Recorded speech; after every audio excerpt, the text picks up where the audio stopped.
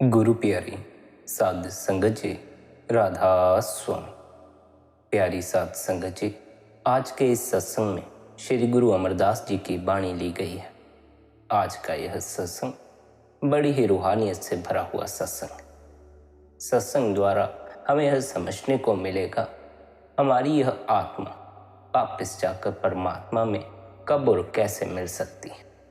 शब्द की कमाई किस प्रकार करनी है, इस विषय को समझने में भी आज का यह सत्संग हमारी बड़ी ही सहायता करेगा। सत्संग का एक एक लफ्ज बड़े ही ध्यानपूर्वक श्रवण करने योग्य है। अपने अपने गुरु महाराज का ध्यान करके आज के इस सत्संग को अंत तक श्रवण करें, सत्संग का आनंद लें।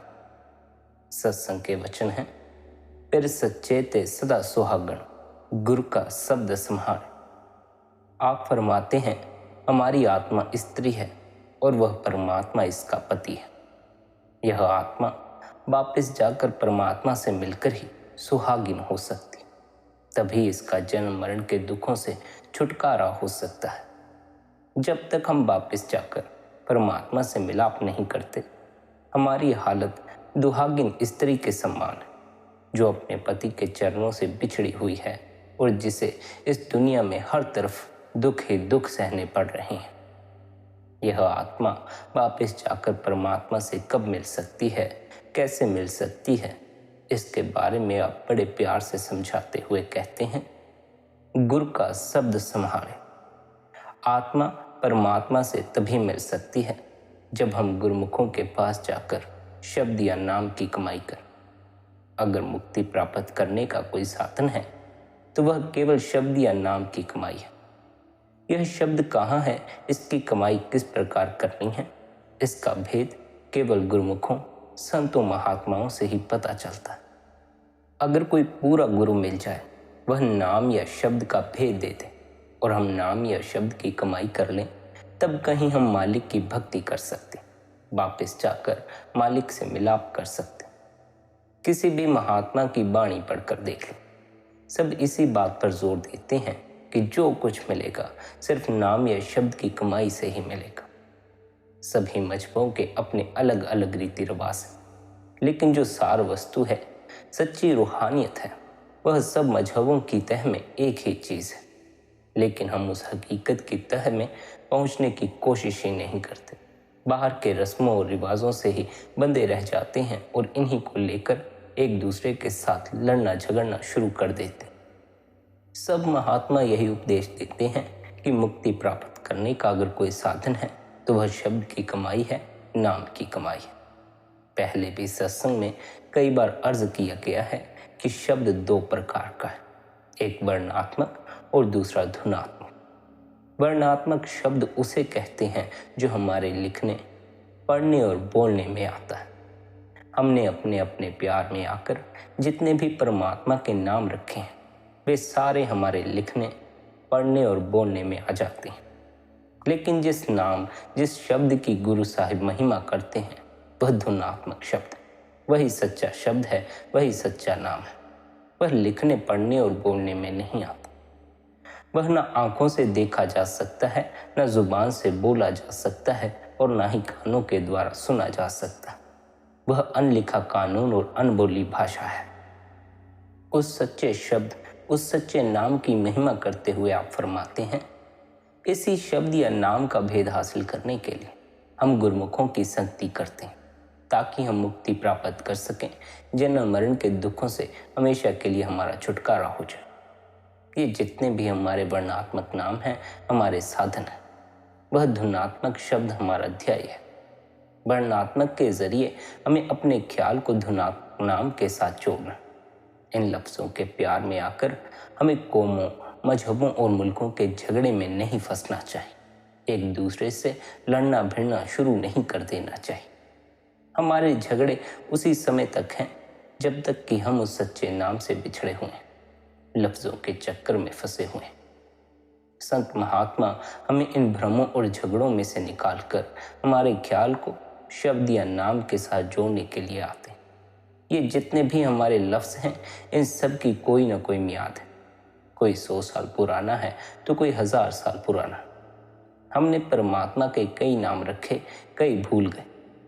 हजारों अनेकों महात्मा आएंगे और हजारों अनेकों लफ्ज़ों के द्वारा उस मालिक को याद करेंगे। जब स्वामी जी महाराज आए, हमने उस परमात्मा को राधा स्वामी कहकर याद करना शुरू कर दिया। जब श्री गुरु नानक देव जी महाराज आए, हमने उस मालिक को वाहे गुरु कहकर पुकारना शुरू कर दिया। जब मोहम्मद साहिब आए, हमने उस परमात्मा को अल्लाह कहकर पुकारना शुरू कर दिया। जब श्री रामचंद्र जी आए तो हम उसे राम राम कहकर पुकारने लगे। लेकिन जरा विचार करके देखो, इन महात्माओं को आए कितना समय हुआ। स्वामी जी महाराज को आए सिर्फ 100 साल हुए हैं।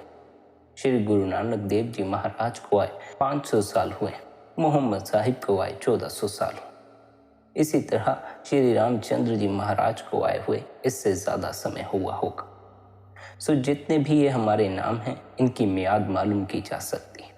लेकिन जिस नाम की महात्मा यहाँ महिमा कर रहे हैं, उस नाम के बारे में गुरु अमरदास साहिब फरमाते हैं, नाम में ही ते सब कुछ होया।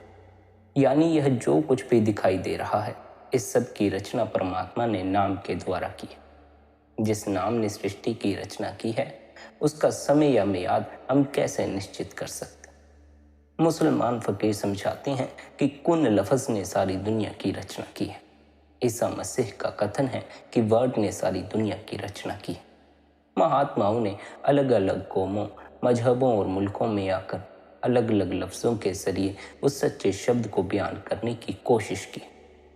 हम मुक्ति तभी हासिल कर सकेंगे जब हम हमेशा के लिए शब्द या नाम के साथ अपने ख्याल को जोड़ लेंगे। यह शब्द या नाम कहीं बाहर नहीं, यह हमारे शरीर के अंदर। जब भी यह नाम की दौलत हमें हासिल होगी, हमारी देह के अंदर से ही हमें हासिल होगी। हमारे वेद, शास्त्र, ग्रंथ, पोथियाँ उसी नाम की महिमा से भरे पड़े। उन्हें पढ़ने से हमारे अंदर उस नाम की कमाई करने का शौक और प्यार पैदा होता है। नाम के अभ्यास के साधन और तरीके का पता चलता है। लेकिन वह नाम की दौलत ग्रंथ पोथियों में नहीं है, वह हमारे शरीर के अंदर है। मिसाल के तौर पर डॉक्टर की किताब नुस्खों से भरी होती है, पर दवाई उसकी अलमारी में होती है। महाजन की वही में करोड़ों रुपए के लेन देन का हिसाब होता है, लेकिन रुपया उसकी तिजोरी में होता। अगर किसी के पेट में दर्द हो और वह किताब में लिखे नुस्खों को याद करना शुरू कर दे, तो दर्द से उसका छुटकारा नहीं हो सकेगा। जब उस नुस्खे के अनुसार वह दवा बनाकर खा लेगा, तो उसे डॉक्टर के पास जाने का फायदा प्राप्त होगा और बीमारी से छुटकारा हो जाएगा। इसी प्रकार ग्रंथ पोथियां पढ़ने से हमारा ख्याल नाम के साथ नहीं जुड़ सकता। हम जो कुछ पढ़ते हैं, उस पर अमल करने पर ही हमारा ख्याल शब्द या नाम के साथ जुड़ सकता है। सिर्फ खाना खाना कहने से ही पेट नहीं भरता, खाना बनाकर खा लेने पर ही हमारा पेट भरेगा।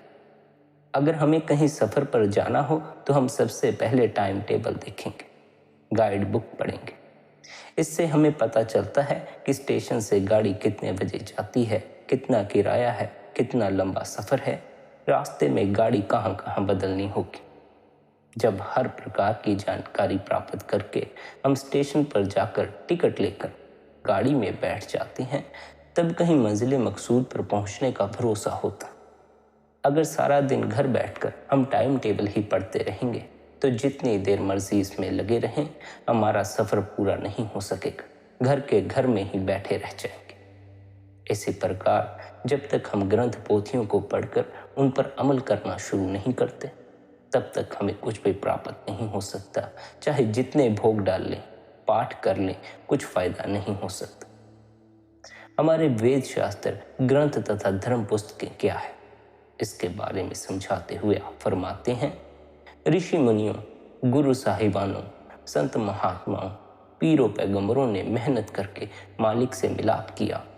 उन्होंने जो जो नज़ारे रास्ते में देखे, जो जो रुकावटें उन्होंने रास्ते में देखी, उन सब का जिक्र उन्होंने ग्रंथ पोथियों में कर दिया। उन्हें पढ़ने से हमें अपने मंजिल मकसूद का पता चलता है, रूहानी रास्ते की दुश्वार घाटियों का पता चलता है। जो कुछ हम पढ़ते हैं, उसके द्वारा ना तो ये दुश्वार घाटियाँ पार होती हैं और ना ही मंजिल मकसूद नज़र आती है। जब हम उस पर अमल करना शुरू कर देंगे, तो हमारे रास्ते से ये रुकावटें भी दूर हो जाएंगी और हमें अपनी मंजिल मकसूद भी नज़र आने लगेगी। ग्रंथ पोथियां पढ़ना इसी प्रकार है जिस प्रकार एक मैले बर्तन को साफ करना। लेकिन मैले बर्तन को किस लिए साफ किया जाता? ताकि वह कोई चीज रखने के काबिल हो जाए। मैले बर्तन से साफ बर्तन अच्छा है, लेकिन साफ बर्तन से भी भरा हुआ बर्तन ज्यादा अच्छा है। जिस हृदय में हम नाम रूपी अमृत डालना चाहते हैं, उस हृदय को हम महात्माओं की पुस्तकों को पढ़कर और उनमें लिखे उनके तजुर्बों से फायदा उठाकर शुद्ध कर सकते हैं, पवित्र कर सकते हैं। लेकिन बर्तन को सिर्फ साफ करते रहना ही काफी नहीं, उसका इस्तेमाल करने की भी कोशिश करनी चाहिए। जिस हृदय को हम शुद्ध करने में लगे हैं, उस शुद्ध हृदय को नाम रूपी अमृत से भरने की भी हमें कोशिश करनी चाहिए। इसलिए महात्मा प्यार से समझाते हैं कि ग्रंथ पोथियां वेद शास्त्र आदि पढ़ने जरूर चाहिए, क्योंकि जब तक महात्माओं के तजुर्बों के बारे में नहीं हम पढ़ते, हमें ना मालिक का पता चल सकता है और ना उससे मिलने का शौक और प्यार पैदा हो सकता है। लेकिन हमें पढ़कर ही उन्हें छोड़ नहीं देना चाहिए, बल्कि जो कुछ महात्माओं ने उनमें समझाया हुआ है, हमें उस पर चलने की कोशिश करनी चाहिए। आप अफसोस जाहिर करते हुए कहते हैं कि हमारा ज़्यादा जोर ग्रंथ पोथियों वेद शास्त्रों के पढ़ने पर है, उनके अमल पर नहीं है। और पढ़ते भी हम खुद नहीं हैं, बल्कि हम उन्हें ठेके पर पढ़वाते हैं। हम खुद तो दफ्तरों की फाइलों, सिनेमा की सैर तथा तमाशों में भागे फिरते हैं और भाई अथवा पंडित घर में पाठ किए जाते। मन में हम सोचते हैं कि हम कितना ही पुण्य का काम कर रहे हैं। अगर खुद बैठकर पढ़ते या सुनते तो मन को ठोकर लगती, दुनिया की असलियत का पता चलता, खुद की असलियत का पता चलता, परमात्मा का पता चलता, उससे मिलने का शौक और प्यार पैदा होता। उसे पढ़ने का भी फायदा होता, पढ़वाने का भी फायदा होता। लेकिन हम तो एक रीति या रिवाज समझकर पढ़ लेते, ना तो वाणी पर विचार करने की कोशिश करते हैं, ना ही हम उसे समझने की कोशिश करते। महात्मा हमें पढ़ने से नहीं रोकते, लेकिन पढ़ने के बाद उस पर अमल करने पर जोर देते हैं। अगर हम यूं ही सारी जिंदगी पढ़ते रहे, सांस सांस पढ़ते रहे, फिर भी सिर्फ एक ही बात हमारे लेखे में लगनी है, और वह है सुरत का शब्द को पकड़ना और नाम की कमाई करना। अगर हम पढ़ते पढ़ते थक कर चूर भी हो जाएं, तो भी हमारे मन को सुख और शांति नहीं मिल सकती। पढ़ने में सुख और शांति नहीं, जो कुछ हम पढ़ते हैं उस पर अमल करने से हमें सुख और शांति मिल सकती। आप समझाते हैं वह शब्द या नाम हमारी देह में है। हमारा रूहानी सफर पैरों के तलवों से लेकर सिर की चोटी तक है। इस सफर की 2 मंजिलें हैं, एक आंखों तक है और दूसरी आंखों से ऊपर। हमारे सोचने का केंद्र आंखों के पीछे। हमारा ख्याल इस जगह से उतरकर 9 द्वारों के जरिए सारी दुनिया में फैला हुआ है। जब तक हम अपने फैले हुए ख्याल को वापस समेट कर आंखों के पीछे इकट्ठा नहीं करते, तब तक हमारा ख्याल कभी उस शब्द या नाम के साथ जुड़ नहीं सकता। जब हमारा ख्याल आंखों के पीछे इकट्ठा हो जाता है, तब मालिक की दरगाह से उठ रही मीठी से मीठी तथा सुरीली से सुरीली आवाज का हमें पता चल जाता है। यह वाणी हम सबके अंदर धुनकारे दे रही है। यहाँ ना कौम का सवाल है, ना मजहब का सवाल है, ना हिंदू होने का सवाल है, ना ही सिख होने का सवाल है, ना मुसलमान होने का सवाल है। सबको इसी रास्ते से अंदर जाकर अपने ख्याल को शब्द या नाम के साथ जोड़ना। जब तक हम अपने ख्याल को उस नुक्ते पर इकट्ठा नहीं करते जहाँ दाता दान और बख्शिश कर रहा है, जहाँ वह नाम रूपी अमृत बरस रहा है, तब तक हम उस अमृत को कभी पी नहीं सकते। वह अमृत हमारे अंदर ही है, दोनों आंखों के दरमियान बरस रहा है। लेकिन हमारा ख्याल यहाँ से उतरकर कभी काम क्रोध की लहरों में बह जाता है, कभी बाल बच्चों के प्यार में उलझ जाता है, तो कभी कौमों मुल्कों के झगड़ों में फंस जाता। जब तक हम अपने ख्याल को बाहर की चीज़ों से निकालकर इस स्थान पर नहीं लाते, अपने हृदय को साफ और निर्मल नहीं करते, तब तक यह नाम रूपी अमृत से कभी भर नहीं सकता। जो सज्जन अपने अंदर जाकर शब्द के साथ ख्याल को जोड़कर अपने आप को पहचानने के काबिल बन जाते हैं, ऐसे गुरमुखों को ही असली इज्जत प्राप्त होती है। हम अपने आप को कब पहचान सकते हैं? जब हम मन और माया के दायरे से परे चले जाते हैं। आत्मा की पहचान द्वारा ही हम परमात्मा की पहचान कर सकते हैं। जब तक हमें यह पता नहीं चलता कि हम कौन हैं, कहाँ से आए हैं और हमें कहाँ जाना है, तब तक हमें परमात्मा का पता कैसे चल सकता है? तब तक हम परमात्मा को किस तरह ढूंढ सकते हैं? इसलिए सबसे पहले हमें अपने आप को पहचानना है। अपने आप की पहचान तभी हो सकती है जब हम मन और माया के दायरे से परे चले जाएं। हमारी आत्मा के ऊपर स्थूल, सूक्ष्म और कारण शरीरों के 3 पर्दे चढ़े हुए हैं। शब्द या नाम की कमाई के द्वारा इन सब के बंधनों से छुटकारा हो जाता। तब कहीं जाकर हमारी आत्मा निर्मल और पवित्र होती है। तब अपने आप का पता चलता है और नाम की कमाई, नाम का प्यार और शोक आत्मा को हमेशा के लिए अपने असल में मिला देता है। जब तक हमारी आत्मा निर्मल और पवित्र नहीं होती, वह अपने असल से मिलने के काबिल नहीं हो सकती। आप समझाते हैं, हमारी आत्मा उस परमात्मा का अंश थी, लेकिन मन का साथ लेकर अब यह अति मैली और गंदी हो चुकी है, कर्मों के चक्कर में फंस गई है। जब सद्गुरु की शरण में जाकर हम शब्द या नाम का अभ्यास करते हैं, तो हमारी आत्मा मन का साथ छोड़कर निर्मल और पवित्र हो जाती है और वापस जाकर परमात्मा से मिलकर परमात्मा का ही रूप बन जाती है। परमात्मा से मिलाप करने का एक ही रास्ता है, अपने इस देह के भीतर परमात्मा की खोज कर, क्योंकि वह परमात्मा इस देह के भीतर बैठा हुआ। हमें यह भी समझ लेना होगा कि वह परमात्मा हमारी देह के अंदर बैठा है, फिर भी हमें नजर क्यों नहीं आता? क्योंकि हमारे और परमात्मा के दरमियान होमे का बड़ा ही जबरदस्त पर्दा।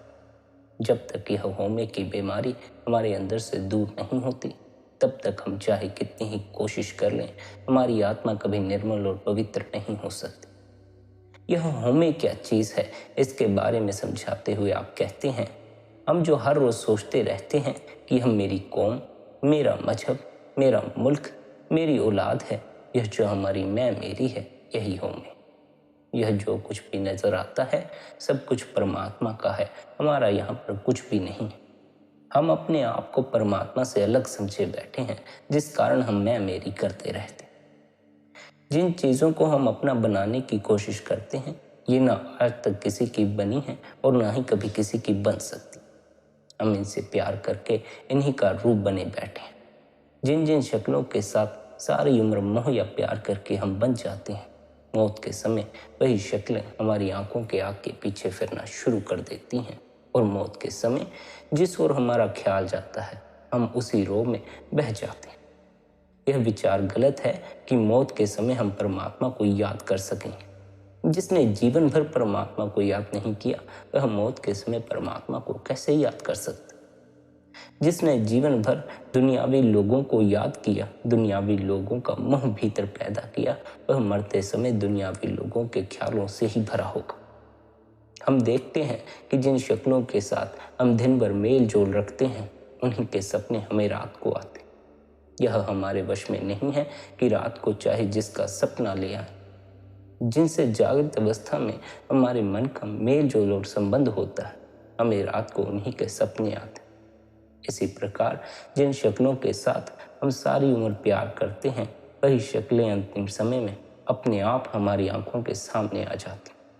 अगर हमने जिंदगी में कभी भूले भटके भी परमात्मा को याद नहीं किया, तो मौत के वक्त परमात्मा की याद नहीं आ सकती। इसलिए गुरु साहिब प्यार के साथ समझाते हैं कि उस चीज़ के साथ प्यार पैदा करना चाहिए जो कभी नाश नहीं होती, कभी फना नहीं होती। वह परमात्मा कभी जन्म मरण के दुखों में नहीं आता, वह कभी नाश नहीं होता। जो सज्जन उस परमात्मा का ध्यान करते हैं, उसकी भक्ति करते हैं, उससे प्यार करते हैं, वे भी निश्चल हो जाते हैं, उनका भी जन्म मरण के दुखों से छुटकारा हो जाता। अगर हम दुनिया की शक्लों और पदार्थों की भक्ति और पूजा करेंगे, तो बार बार जन्म मरण के दुखों में आना पड़ेगा। पर अगर हम उस मालिक की भक्ति करेंगे जिसने इस संसार की रचना की है और जो जन्म मरण से परे है, तो हम भी वापस जाकर परमात्मा से मिल जाते। इसलिए यह होमे है, खुद ही है, अहंकार है, दुनिया का मोह है, प्यार है, जो बार बार हमें देह की कैद में खींच कर ले आता। गुरु साहिब फरमाते हैं, जब हम शब्द या नाम की कमाई करते हैं, तो हमारे अंदर होमे खत्म हो जाती, हमारे रास्ते से होमे की रुकावट दूर हो जाती। हमारा मन जो लज्जतों का आशिक है, इसकी आदत है कि किसी न किसी से प्यार करता रहता है, किसी न किसी के मोह में उलझा रहता। जब तक इसे दुनिया के मोह या दुनिया के प्यार से ऊंचा और पवित्र प्यार नहीं मिलता, यह दुनिया के मोह या प्यार को छोड़ने के लिए तैयार नहीं होता। उस शब्द का प्यार दुनिया के प्यार से कहीं ऊंचा और पवित्र है। उस नाम के अमृत की लज्जत बड़ी मीठी और पवित्र है। उस लज्जत को पाकर दुनिया की सब लज्जतें फीकी पड़ जाती, हमारे अंदर से अहंकार की रुकावट दूर हो जाती। तब हमारी क्या हालत होती है? फिर हम हमेशा के लिए मालिक की भक्ति के रंग में रंग जाते। उठते बैठते चलते फिरते हमारा ख्याल उस मालिक की भक्ति में लगा रहता है। हमारा ख्याल और हमारा प्यार या तो दुनिया की ओर होगा या परमात्मा की भक्ति की ओर होगा। शब्द या नाम की कमाई करने से दुनिया का प्यार टूट जाता है और परमात्मा का प्यार जाग उठता है। इसलिए आप फरमाते हैं, नाम की कमाई करने से हम परमात्मा की भक्ति के रंग में रंगे जाते हैं। शब्द या नाम की कमाई के द्वारा ही हमारा ख्याल विषय विकारों, दुनिया के धंधों, बाल बच्चों के मोह, कौमों मजहबों के झगड़ों से ऊपर उठता है और मालिक की भक्ति की ओर जाता है। शब्द या नाम की महिमा करते हुए आप फरमाते हैं, यह वाणी सचखंड से उठती है और हमें साथ लेकर वापस सचखंड में ही समा जाती। यह वाणी दिन रात हम सबके अंदर धुनकारें दे रही है। हम अपने ख्याल को 9 द्वारों में से निकालकर शब्द के साथ जोड़कर वापस उसी जगह पहुंच सकते हैं जहां से शब्द आ रहा है, यानी सचखंड वापस पहुंच सकते हैं, अपने सच्चे घर वापस पहुंच सकते हैं। इस वाणी ने सारी दुनिया की रचना की है। इसके आधार पर ही खंड ब्रह्मांड खड़े हैं। यह वाणी सतयुग में भी थी, द्वापर और त्रेता में भी थी, और वही वाणी आज भी है।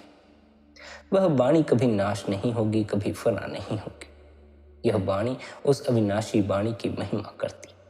इस वाणी को पढ़ने से उस वाणी के साथ ख्याल को जोड़ने के भेद और तरीके का पता चलता। यह वाणी हमारा साधन और जरिया है, वह वाणी हमारी मंजिल है। जितनी भी हम वाणियाँ पढ़ते हैं, उन सभी का असल मकसद हमें हमारे भीतर गूंजती वाणी से जोड़ देना। जो वाणी हमारी देह के भीतर धुनकारे दे रही है, वह सच्ची वाणी है। उस वाणी से जुड़ने की ओर संत महात्माओं ने इशारा किया हुआ। जब तक हमारा ख्याल उस वाणी के साथ नहीं जुड़ता, हम जन्म मरण के दुखों से किसी हालत में भी छुटकारा नहीं पा सकते। असल में जो हमारा गुरु है वह वाणी ही है, लेकिन वह भीतर गूंजती वाणी है। बाहर की सभी वाणियाँ लिखने, पढ़ने और बोलने में आ जाती। भीतर की जो वाणी है उसका कोई बयान नहीं किया जा सकता। हमें भीतर की वाणी से जुड़ना है। उन वाणियों से हमें नहीं जुड़ जाना है जो लिखने, पढ़ने और बोलने में आ जाती। उनकी सहायता लेकर उनसे भीतर गूंजती वाणी के रहस्य को समझकर हमें भीतर की वाणी से जुड़ जाना। उस वाणी को चाहे शब्द कहकर पुकारें, चाहे नाम कहकर पुकारें। उस ताकत को कलमा, बांगे आसमानी, इसमें आज़म, चाहे जिस लफ्ज़ के द्वारा याद करना चाहो कर सकते हो। अलग अलग महात्माओं ने अलग अलग लफ्ज़ों के द्वारा उस ताकत की महिमा करने की कोशिश की है। हम महात्माओं के साथ प्यार करते हैं क्योंकि वे हमारे ख्याल को उस शब्द या नाम के साथ जोड़ते हैं। वे उस शब्द या नाम में से आते हैं और दुनिया में आकर शब्द या नाम का होका देते हैं। शब्द या नाम का ही प्रचार करते हैं और वापस जाकर शब्द में ही समा जाते हैं। हमें भी शब्द में समा जाना है। यदि हम संत सद्गुरुओं से, उन सद्गुरुओं से जो शब्द से जुड़े हुए हैं, उनसे प्यार करते हैं, तो हम भी उनके प्यार में बंधे हुए वापस जाकर शब्द में ही समा जाएं। क्योंकि जहाँ आशा तहाँ वासा। अगर दुनिया की शक्लों से हमारा प्यार है तो बार बार हमें इसी संसार में आकर जन्म लेना पड़ेगा। अगर सद्गुरु के साथ हमारा प्यार है तो सद्गुरु नाम के समुद्र में समा जाते हैं और हम भी उनके प्यार में बंधे हुए वापस जाकर नाम के समुद्र में समा जाएं। इसलिए हमारा असली गुरु वह शब्द है, नाम है। देहधारी गुरु हमारी पूरी सहायता करते हैं ताकि हम भीतर जो हमारा सच्चा गुरु शब्द है उससे जुड़ जाए। देहधारी गुरु हमें उस शब्द से जुड़ने के लिए तरीका समझा देते हैं, युक्ति बता देते हैं। हमें गुरु की देह से नहीं चिपक जाना चाहिए, बल्कि जब तक गुरु देह रूप में हमारे बीच में मौजूद है, हमें उनकी मौजूदगी का लाभ उठाकर अपने भीतर जो हमारा असल गुरु शब्द है उससे जुड़ने का प्रयास करना चाहिए। उससे जुड़ने के लिए गुरु के उपदेश अनुसार अभ्यास करना चाहिए। जो गुरु अपनी देह की पूजा करवाने में लग जाए, समझ जाना वह सच्चा गुरु नहीं। और जो गुरु कहे कि अपने सच्चे गुरु को अपने भीतर ही खोजो, इस देह के भीतर ही खोजो, वही सच्चा गुरु है। उसकी शरण में चले जाना, उससे उस सच्चे गुरु तक पहुंचने का मार्ग पूछ लेना, उससे भीतर बैठे गुरु से मिलाप करने की युक्ति सीख लेना। ना केवल सांसारिक लोगों की देह से चिपक जाना बंधन है, बल्कि गुरु की देह से चिपक जाना भी एक बंधन है। यदि कोई बाल बच्चों की देह के मोह में पड़ जाता है तो वह देह का बंधन उसे मुक्ति प्राप्त नहीं करने देता। इसी तरह यदि कोई गुरु की देह के मोह में पड़ जाता है तब वह भी एक बंधन हो जाता है, जिस कारण उसकी मुक्ति नहीं हो पाती। सच्चा गुरु शब्द है, सच्चा गुरु नाम है, और वह हम सभी के भीतर मौजूद है। देहधारी गुरु सदा हमें उस शब्द, उस गुरु से जोड़ने के लिए संसार में आते। हमें अपने देहधारी गुरु के उपदेश पर चलकर हमें अपने असल गुरु के पास पहुंच जाना है, शब्द के पास पहुंच जाना। शब्द या नाम के अभ्यास के सिवाय दूसरा कोई साधन नहीं है जिस पर चलकर हम इस देह की कैसे छुटकारा हासिल कर सकते। आप समझाते हैं, अगर हम मन का कहना छोड़कर गुरुमुखों के उपदेश पर चल पड़े, उनके उपदेश के अनुसार अपने ख्याल को 9 द्वारों में से निकालकर शब्द या नाम के साथ जोड़ दें, तो हम हमेशा के लिए सुख पा लेंगे। असली सुख कब मिलता है? जब हमारी आत्मा वापस जाकर परमात्मा के साथ मिलाप कर लेती है। दुनिया के पदार्थों में ना कभी किसी को सुख मिला है और ना ही कभी सुख मिल सकता। लेकिन हम दुनिया के जीव हमेशा बाहर की शक्लों और पदार्थों में ही सुख ढूंढने की कोशिश करते हैं। कभी हमारा ख्याल संतान की ओर चला जाता है। संतान होने पर हम कितनी खुशियां मनाते हैं, लेकिन जब मालिक उन्हें वापस बुला लेता है तो वही संतान हमारे लिए कितने दुख का कारण बन जाती। इसी तरह जब धन दौलत आती है कितनी अच्छी लगती है, लेकिन यह तो पेड़ की छाया के समान है, कभी किसी जगह है तो कभी किसी और जगह। जब चली जाती है अच्छी तरह दुख देकर जाती है, डॉक्टरों की फीसों में निकल जाती है, मुकदमों के खर्चों में निकल जाती। हम सोचते हैं कि शायद कौमों, मजहबों, मुल्कों की हुकूमत में सुख मिलेगा। हम दुनिया की मान बढ़ियाई में सुख ढूंढने की कोशिश करते हैं। इतिहास पढ़कर देखते हैं तो पता चलता है कि दुनिया के लोग हमें सिर पर उठाकर जुलूस निकालते थे, वे ही 2 दिन बाद जेल खाने में डाल देते थे। जो लोग आज फूलों के हार लेकर हमारे सामने खड़े हैं, वही के वही लोग कल जूतों के हार लेकर सामने खड़े हो जाते। इन लोगों के बदलने में कितनी देर लगती। जो बच्चे आज हमारी जान हमें मालूम पड़ते हैं, यही बच्चे हमें जमीन जायदादों की खातिर कोर्ट कचहरी तक घसीट लेते हैं। इसलिए आप समझाते हैं, दुनिया के पदार्थों में, दुनिया के लोगों में ना आज तक किसी को सुख मिला है, ना ही कभी मिल सकता। ये जो भी थोड़े बहुत सुख नजर आते हैं, ये भी कुछ समय बाद दुखों में बदल जाते। ये दुनिया के पदार्थ आर्जी, इनका सुख और आराम भी आर्जी ही हो सकता है। जब तक हमें वह चीज़ ना मिले जो कभी नाश नहीं होती, कभी फना नहीं होती, और जब तक हमारा मन उसके साथ प्यार न करे, तब तक हमें सुख और शांति किस तरह मिल सकती? तब तक हमें सुख और शांति नहीं मिल सकती। जो सज्जन वापस अपने घर पहुंच जाते हैं, सचखंड पहुंच जाते हैं, वे ही हमेशा के लिए सुख और शांति प्राप्त कर सकते। हमारा घर सचखंड है, जहां हमारा पति परमात्मा बसता।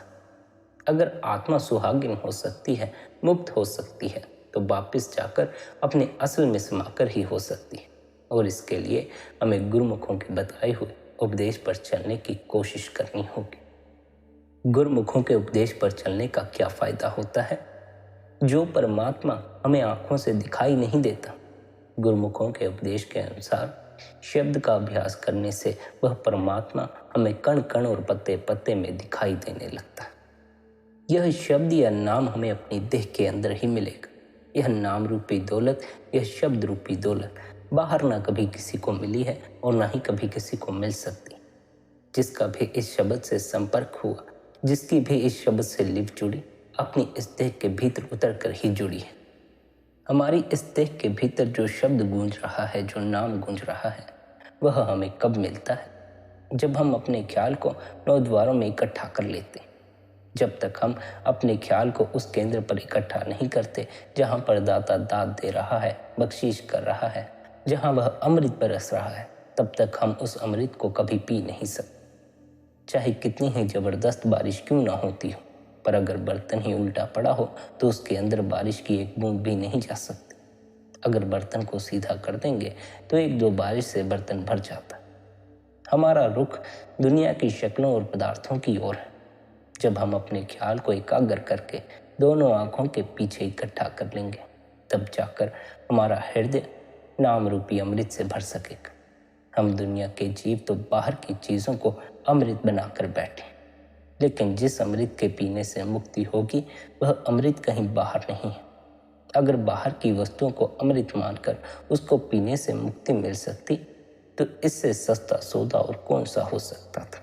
फिर तो सभी अमर हो जाते, फिर तो सभी अमर जीवन को उपलब्ध हो जाते। लेकिन हमारा ख्याल इस दुनिया के भ्रमों में फंसा हुआ है। हम भ्रमों के शिकार हुए बैठे। वह अमृत दिन रात हमारे अंदर आंखों के पीछे बरस रहा है। वह अमृत का सरोवर जिसमें जाकर स्नान करने से हमारे पाप धुलते हैं, जहाँ जाकर कौवे नहाकर हंस बनते हैं, जहाँ जाकर हम परम हंस बैरागी बन सकते हैं, वह अमृत का सरोवर परमात्मा ने हम सब के अंदर रखा। अगर वह अमृत का सरोवर दुनिया के किसी खास हिस्से में हो तो इसका मतलब तो यह हुआ कि परमात्मा ने दुनिया के बाकी जीवों के साथ बड़ी ही बेइंसाफी की है, जो कभी उस अमृत के सरोवर में जाकर नहा नहीं सकते। लेकिन हमारा यह सोचना गलत है। महात्माओं ने तो अंदर के नाम बाहर की चीज़ों को दिए हैं। वह गुरबानी, वह अमृत का सरोवर हम सब के अंदर है, जहाँ जाकर नहाने से हमारे पाप दूर होंगे। इसलिए आप प्यार के साथ समझाते हैं कि जब भी आत्मा अमर हो सकेगी उस अंदर के सरोवर में जाकर स्नान करके ही हो सकेगी। इसलिए जब तक हम अपने ख्याल को उस स्थान पर नहीं पहुंचाते, हम उस अमृत के सरोवर से फायदा नहीं उठा सकते। उस अमृत के सरोवर तक पहुंचने में हमारा यह मन रुकावट बने बैठा। अमृत भी भीतर है, मन भी इस देह के भीतर। भीतर मौजूद अमृत के सरोवर तक पहुंचना हो तो पहले मन की इस रुकावट को दूर करना होगा। यह मन जो हमारे रास्ते में रुकावट बने बैठा है, यह कहीं बाहर नहीं है। हमारी शरीर हमारी देह के अंदर है। हमारी आत्मा और परमात्मा के दरमियान अगर कोई रुकावट है तो वह हमारे मन की रुकावट है। यह हमारा मन ही है जो इंद्रियों के भोगों में फंस जाता है, विषय विकारों, शराबों कबाबों में उलझ जाता है, और इन चीज़ों में फंसकर वह हमें हमेशा अपने निशाने, अपनी मंजिल से दूर रखने की कोशिश करता है। यह मन ही है जिसके अधीन होकर भाई भाई का दुश्मन है, कौम कौम की दुश्मन है, मजहब मजहब का दुश्मन है। किस तरह यह एक दूसरे के गले काटने की स्कीमें या योजनाएं बनाने में लगे हों। हमसे यह सब कौन करवा लेता? यह हमारा मन ही हमसे करवाता। जब तक हमारे रास्ते से मन की रुकावट दूर नहीं होती, तब तक चाहे कोई कितने ही उपाय कर ले, आत्मा कभी निर्मल और पवित्र नहीं हो सकती। आप बड़ी सुंदर मिसाल देकर समझाते हैं।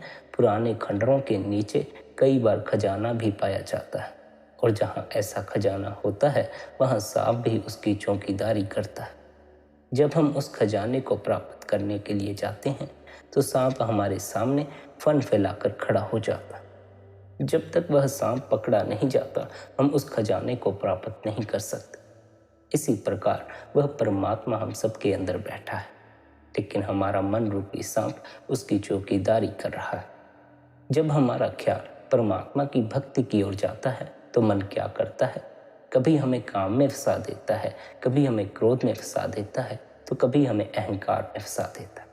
मतलब यह कि यह हमें रूहानी दौलत से दूर रखने की कोशिश करता है। सांप के लिए हम क्या उपाय करते हैं?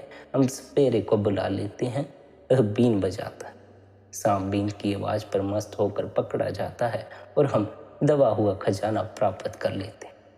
इसी प्रकार इस मन रूपी सांप को पकड़ने के लिए, उसके काम क्रोध रूपी जहरीले दांतों को निकालने के लिए हमें गुरुमुखों के पास जाना पड़ता है। वे हमारे ख्याल को शब्द या नाम के साथ जोड़ देते हैं, जिसकी लज्जत इतनी मीठी और पवित्र है कि उसे पीकर मन के अंदर से गंदी गंदी वासनाएं और कामनाएं दूर हो जाती। काम, क्रोध, लोभ, मोह और अहंकार निकल जाते हैं और उनके स्थान पर शील, क्षमा, संतोष आदि आ जाते हैं। तब हमारा मन हमें कोई नुकसान नहीं पहुंचा सकता, हमारा दोस्त बन जाता है और हमें साथ लेकर वापस अपने स्थान ब्रह्म में पहुंच जाता। आप एक और सुंदर मिसाल देकर समझाते हैं। हमारा मन लोहा है, वह नाम जो परमात्मा ने हमारे अंदर रखा है वह पारस है। लोहा पारस को छूकर सोना बन जाता है, लेकिन यह मन रूपी लोहा उस नाम के पारस को कब छूता है? जब हम पर गुरुमुखों की दया मेहर हो जाती। जब तक हमारा मन हमें विषय विकारों, शराबों, कबाबों और दुनिया के धंधों में लिए बैठा है, उससे बड़ा हमारा कोई दुश्मन नहीं हो सकता। जब गुरुमुखों की संगति में आकर शब्द या नाम का अभ्यास करके यह हमें अपने घर की ओर लेकर चलना शुरू कर देता है, तब उससे बढ़कर कोई हमारा दोस्त नहीं हो सकता। हमें सद्गुरु की संगति में आकर अपने इस दुश्मन को दोस्त के रूप में बदलना। जिस नाम, जिस शब्द का आप जिक्र करते हैं, उस नाम रूपी दौलत को दुनिया की किसी धन दौलत से खरीदा नहीं जा सकता। दुनिया के हीरे जवाहरात उसकी बराबरी नहीं कर सकते, उस नाम की कीमत बयान नहीं हो सकती। आमतौर पर संत महात्माओं ने नाम को हीरे जवाहरात कहकर बयान किया, लेकिन हीरे जवाहरात तो मिट्टी। फिर भी महात्माओं को दुनिया की कीमती से कीमती चीज से उसकी तुलना देकर बयान करना, इसलिए उसे हीरे जवाहरात कहकर समझाते हैं। लेकिन दुनिया की कोई भी दौलत उस नाम रूपी दौलत की कीमत अदा नहीं कर सकती। वह नाम कब मिलता है, इसके बारे में आप फरमाते हैं, नाम पाइए गुरु विचार। जब हम मन की संगति छोड़कर गुरुमुखों की संगति करेंगे, तब कहीं यह दौलत हमें हासिल हो सकती। हमारा मन संगति का बहुत जल्दी असर लेता है। अगर हम बुरे लोगों के साथ बैठेंगे, कामियों के साथ बैठेंगे, क्रोधियों के पास बैठेंगे, तो वैसे ही ख्याल हमारे मन में भी पैदा हो जाएंगे। मन में शंका और संकल्प पैदा हो जाएंगे। अगर हम गुरुमुखों के पास बैठेंगे, वे मालिक की भक्ति और नाम की कमाई में लगे हुए हैं, उन्हें देखकर हमारे मन में भी नाम की कमाई करने का शौक और प्यार पैदा हो जाएगा। आप समझाते हैं, जिस प्रकार हम खेत में बीज डालने के बाद बाड़ बना देते हैं, उसकी कितनी चौकीदारी करते हैं कि कोई हमारी खेती को नुकसान ना पहुंचा दे। इसी प्रकार जो सज्जन मालिक की भक्ति और नाम की कमाई करते हैं, वे हमेशा अपने आप को संत महात्माओं की संगति में रखते हैं। वे दुनियादारों की संगति से बचते हैं कि दुनिया की ओर जाकर कहीं उनके मन में मान बढ़ियाई ना आ जाए। जो कुछ इतनी मेहनत से प्राप्त किया है, कहीं उसे खो ना बैठे। इसलिए आप समझाते हैं, जब मन के अंदर से संकल्प, संदेह और भ्रम निकलते हैं, तब कहीं जाकर वह नाम की कमाई की ओर जाता है। संत महात्माओं का सत्संग इसलिए होता है कि मन सीधा होकर मालिक की भक्ति की ओर लगा रहे। अगर हम मन को ढीला छोड़ दें, तो यह फिर विषय विकारों, शराबों, कबाबों की ओर दौड़ता चला जाता। यही कारण है कि महात्माओं ने हमें समझाने के लिए इतने बड़े बड़े ग्रंथ लिखे हैं, इतने वेद शास्त्रों की रचना की है, ताकि सुबह पढ़ेंगे, दोपहर को पढ़ेंगे, हम शाम को पढ़ेंगे, किसी समय तो मन को ठोकर लगेगी। मन को दुनिया की असलियत का पता चलेगा और हमारे अंदर मालिक से मिलने का शौक और प्यार पैदा होगा। हमारा मन हमेशा संगति का असर लेता है। अगर हम गुरुमुखों के पास बैठेंगे, तो हमारा ख्याल शब्द या नाम की ओर जाएगा। इसलिए हमें ऐसे गुरुमुखों की संगति करनी है जो विषय विकारों की तरफ नहीं भागते, बल्कि भीतर नाम की कमाई की तरफ ध्यान रखते हैं, मालिक की तरफ अपना ख्याल रखते। गुरुमुख सज्जन शब्द या नाम की कमाई करके अपने अंदर से अपने आप को, यानी अपने अहम भाव को गवा देते हैं। हमारे और परमात्मा के दरमियान अगर कोई रुकावट है, कोई पर्दा है, तो केवल अपने आप की रुकावट है, अपने अहम का पर्दा। हमें ऐसे गुरुमुखों की संगति करनी चाहिए जो शब्द या नाम की कमाई कर रहे हैं। उनके साथ रहकर, उनकी संगत करके हमारे भीतर से भी अहम भाव निकलना शुरू हो जाता। अगर हम ऐसे लोगों की संगति करेंगे जो अहम भाव से भरे हुए हैं, तो हम भी अहम भाव से भरते चले जाएंगे, हम भी अहंकारी होते चले जाएंगे। नहीं, हमें अहंकार से नहीं भरना। अहंकार ही रुकावट है परमात्मा से मिलाप करने में। हमें तो ऐसे सज्जनों की संगति करनी है जिनकी संगति करके हम अहंकार के दायरे से परे हो जाएं। जिसे परमात्मा से मिलाप करना है, जिसके अंदर मालिक से मिलने की चाह है, उसे अहंकार से मुक्त होना ही होगा। अहंकार से मुक्त होने के लिए उसे सच्चे गुरुमुखों की संगति करनी चाहिए। गुरुमुख तमोगुण, रजोगुण और सतोगुण तीनों गुणों से पार हो जाते हैं। उनकी आत्मा निर्मल हो जाती है और वे परमात्मा की दरगाह में जाकर हमेशा के लिए शोभा प्राप्त कर लेते। इसलिए गुरुमुख सज्जन जो शब्द या नाम की कमाई में लगे हुए हैं, हमें उनकी संगत करनी है ताकि हम भी परमात्मा की दरगाह में प्रवेश पा सकें। जो मनमुख लोग हैं, बाहरमुखी होकर भ्रमों में फंसकर भटकते फिरते हैं। हमें मनमुखी लोगों की संगत नहीं करनी है, वरना हम भी बाहर संसार में भटकते रह जाएंगे। हम फिर इस माया के दायरे से पार ना जा सकेंगे। मन और माया के दायरे से पार चले जाना ही हमारा असल मकसद है। इसलिए प्यारी साध संगत जी, ऐसे गुरुमुखों की संगत करें जो परमात्मा से अपनी लिव को जोड़े बैठे हैं, शब्द या नाम से अपनी लिव को जोड़े बैठे। ऐसे मनमुखों की संगत ना करें जो संसार के विषय भोगों की तरफ भटके जा रहे हैं। उनकी संगत हमें भी भटकन में डाल सकती। अपने गुरु की संगत करनी है, अपने गुरु के उपदेश की पालना करनी। गुरु के उपदेश की पालना करने से हम भी अपने भीतर गूंजते शब्द से जुड़ सकते हैं। हम भी परमात्मा की दरगाह में प्रवेश पा सकते हैं, अपने सच्चे घर सचखंड में प्रवेश पा सकते हैं। सच्चा सुख, सच्ची शांति अपने सच्चे घर सचखंड लौटकर ही हासिल हो सकती। इसलिए सच्चा सुख, सच्ची शांति हासिल करने के लिए निरंतर भजन सिमरन करें, निरंतर ध्यान में बैठें, अपने भीतर से अपने सच्चे घर सचखंड पहुंचें। संगत जी, यदि आज का यह सत्संग आपको अच्छा लगा हो तो आज के इस सत्संग को आप अपने मित्रों और संबंधियों के साथ शेयर भी कर सकते हैं। साथ ही आप शब्द धुन सत्संग चैनल को सब्सक्राइब करके हर रोज सुबह 5:30 बजे सत्संग का आनंद ले सकते हैं। बाकी आपकी अपनी मौज है। अपना ख्याल रखें।